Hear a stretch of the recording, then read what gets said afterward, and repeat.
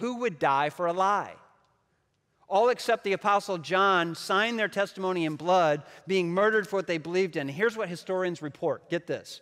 I'm just reporting facts. Matthew was killed by a sword in Ethiopia. Mark died after being dragged by horses through the streets of Alexandria, Egypt. Luke was hanged in Greece. Peter was crucified upside down. James, the half-brother of Jesus, was clubbed to death in Jerusalem. James, the son of Zebedee, was beheaded by Herod.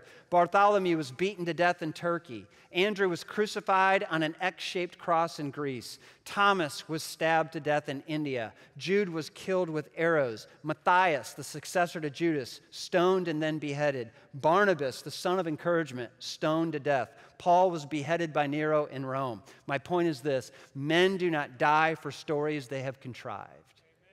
When we see the first centuries of Christianity, Augustine said, the blood of the martyrs became the seed of the church. These men who were eyewitnesses to Jesus going into that tomb, coming out alive, walking around and eating fish, they were so changed by it, so convinced by it.